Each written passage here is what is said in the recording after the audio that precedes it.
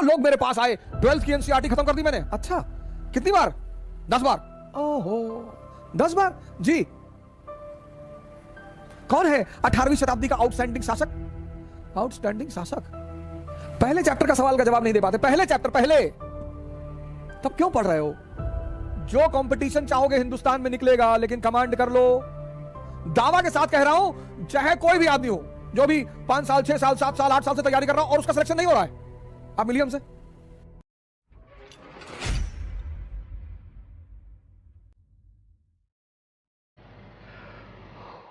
मैं बार बार तुमसे, जब भी मैं आता हूं आज शाम के मंच में, मैं आप लोगों से एक ही बात कहता हूं, पढ़ो दिमाग को जिंदा करने के लिए।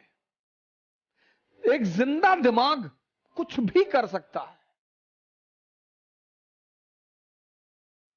वो आईएएस बन सकता है, वो डॉक्टर बन सकता है, इंजीनियर बन सकता है, मेंबर ऑफ पार्लियामेंट बन सकता है, प्रधानमंत्री बन सकता है, और फाइनली वो बुद्ध भी बन सकता है। इसीलिए तो मैं आपसे कहता हूं, ध्यान करो। ध्यान का मतलब ये थोड़ी कह रहा हूं घर से भाग जाओ, हिमालय चले आओ।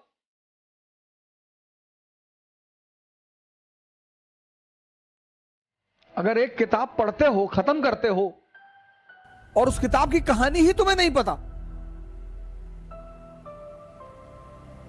हजारों लोग मेरे पास आए, 12th की एनसीईआरटी खत्म कर दी मैंने। अच्छा, कितनी बार? 10 बार। ओहो, 10 बार जी। अच्छा, तो आप एक काम करो, रिवीजन करके 2 दिन बाद आओ। नहीं नहीं नहीं, आप पूछो। नहीं नहीं, रिवीजन कर लो। नहीं, आप पूछो। कौन है 18वीं शताब्दी का आउटस्टैंडिंग शासक? आउटस्टैंडिंग शासक, ये तो नहीं लिखा है उसमें। अच्छा, महादजी सिंधिया की उपलब्धियां बताओ 18th सेंचुरी में। महादजी सिंधिया और सिंधिया और होलकर के बीच निरंतर जो लड़ाई चल रही थी, उसकी वजह बताओ।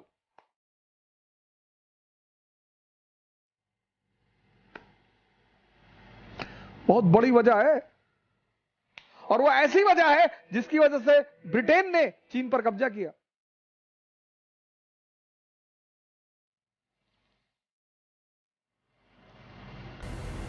पहले चैप्टर का सवाल का जवाब नहीं दे पाते। पहले चैप्टर, पहले, तब क्यों पढ़ रहे हो? नहीं, नौजवान क्रांति में आप नहीं पढ़ा रहे हैं तो कितना पढ़ोगे? एनसीईआरटी पर कमांड कर लो। जो कंपटीशन चाहोगे हिंदुस्तान में निकलेगा, लेकिन कमांड कर लो। दावा के साथ कह रहा हूं, चाहे कोई भी आदमी हो जो भी 5 साल, 6 साल, 7 साल, 8 साल से तैयारी कर रहा हो और उसका सिलेक्शन नहीं हो रहा है, आप मिलिए हमसे। आप हमसे मिलिए। आपका आधार खराब है, बेस खराब है आपका। हाँ, आप मेंस लिख रहे हैं, इंटरव्यू दे रहे हैं, फिर तो कोई और ही रीजन है। फिर भी रीजन होगा जरूर, फिर भी रीजन होगा जरूर।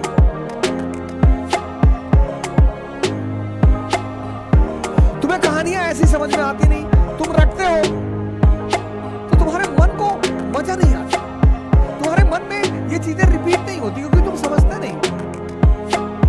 बहुत सारे 90% छात्र पढ़ते हैं 10 घंटा, 12 घंटा, लेकिन जब वो पढ़ के उठते हैं तो पीछे कहानी कुछ और ही चलती है।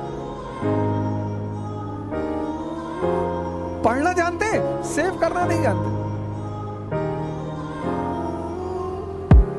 जैसे तुम कंप्यूटर में सेव करते हो ना, ऐसे यहां भी सेव होता है।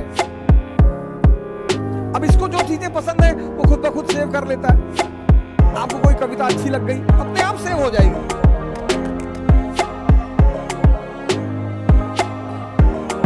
कोई दीवाना कहता है, कोई पागल समझता है, मगर धरती की बेचैनी को बस अंबर।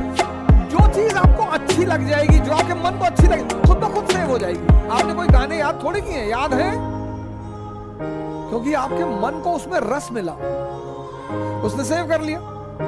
लेकिन जब आपने अमेरिकी क्रांति पढ़ी, इसको रस मिला ही नहीं, इसने सेव ही नहीं किया।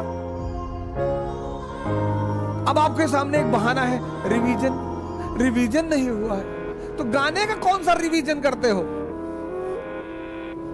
10-10 गाना याद है, 20-20 गाना याद है, 50-50 गाना याद है, फिल्मों की स्टोरी याद है, वहां कौन सा रिवीजन? वहां भी तो रिवीजन नहीं करते। तुम सेव करना भूल गए हो, तुम समझना भूल गए हो। एक पक्षी है रैवन, वो बाज के कंधे पे जाके बैठ जाता है, और बाज शाहीन, पक्षियों का राजा है शाहीन, शेर के मुंह से गोश्त निकाल लेता है।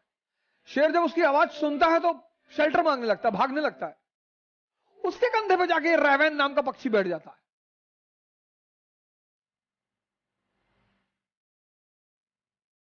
तो पता है बाज क्या करता है? अपनी उड़ान बढ़ाने लगता है, उड़ान। और जैसे जैसे उसकी ऊंचाई बढ़ती रहती है, ऑक्सीजन लेवल कम हो जाता है, रैवन को भागना पड़ता है। अपनी ऊंचाई बढ़ाओ, इतनी बढ़ाओ कि जितने लोग तुम्हें दबाना चाहते हैं उनका दम घुटने लगे, वो खुद ही भाग जाएं। क्योंकि जब तक तुम कमजोर रहोगे तुम्हारा शोषण होगा। तुम किसी भी जाति के हो, किसी भी धर्म के हो, क्या फर्क पड़ता है? जब तक तुम कमजोर हो, जब तक तुम डिपेंडेंट हो, तुम्हारा शोषण होगा। नियम है, नियम है, नियम। अपनी सारी ताकत अपने में लगाओ और अपनी ऊंचाई को इतना बढ़ाओ, इतना बढ़ाओ कि तुम्हारे जितने अगल बगल लोग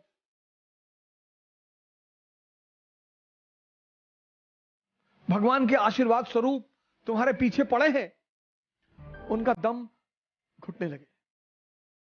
जय हिंद।